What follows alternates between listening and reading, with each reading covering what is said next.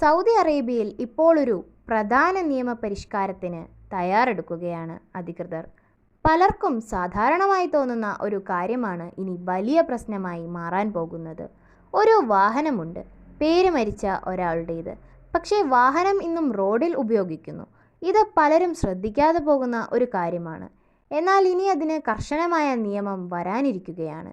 ഇനി മുതൽ മരിച്ച വ്യക്തിയുടെ പേരിലുള്ള വാഹനം നിയമപരമായ അനുമതിയില്ലാതെ ഉപയോഗിച്ചാൽ 500 മുതൽ 900 റിയാൽ വരെ പിഴ ചുമത്തും.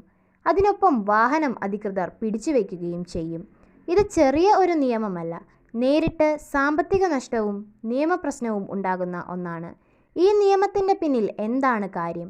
പലപ്പോഴും വാഹനത്തിൻ്റെ ഉടമ മരിച്ച ശേഷം ആ വാഹനത്തിൻ്റെ രേഖകൾ മാറ്റാതെ തുടരുന്നു. ഇത് കാരണം നിരവധി പ്രശ്നങ്ങൾ ഉണ്ടാകുന്നു. അപകടം സംഭവിച്ചാൽ ആരാണ് ഉത്തരവാദി എന്ന് കണ്ടെത്താൻ ബുദ്ധിമുട്ട്. ട്രാഫിക് നിയമലംഘനം നടന്നാൽ ശരിയായ വ്യക്തിയെ കണ്ടെത്താൻ കഴിയില്ല. ഇൻഷുറൻസ്, ഇൻസ്പെക്ഷൻ പോലുള്ള കാര്യങ്ങളും സാധാരണ പോലെ നടക്കാതെ പോകുന്നു. ഇതാണ് സർക്കാർ പരിഹരിക്കാൻ ശ്രമിക്കുന്നത്. ഈ പുതിയ ഭേദഗതി ട്രാഫിക് നിയമത്തിലെ ആർട്ടിക്കിൾ 68-ൽ ഉൾപ്പെടുത്താനാണ് തീരുമാനം. ഇപ്പോൾ ഇത് പൊതുജനങ്ങളുടെ അഭിപ്രായത്തിനായി സർക്കാർ വെബ്സൈറ്റിൽ നൽകിയിട്ടുണ്ട്. അംഗീകാരം ലഭിച്ചാൽ ഇത് ഔദ്യോഗിക നിയമമായി മാറും.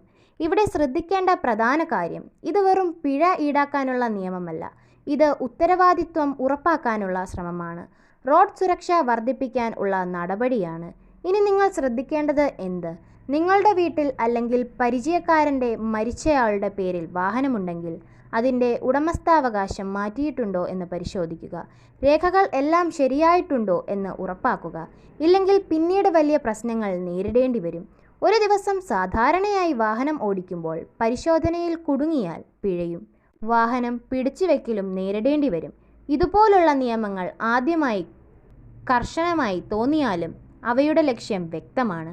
റോഡിൽ സുരക്ഷ ഉറപ്പാക്കുക, ഉത്തരവാദിത്വമുള്ള ഉപയോഗം ഉറപ്പാക്കുക, നിയമപരമായ വ്യക്തത കൊണ്ടുവരിക. അവസാനമായി വാഹനം ഓടിക്കുന്നത് മാത്രം മതിയല്ല, അതിൻ്റെ രേഖകളും ശരിയായിരിക്കണം.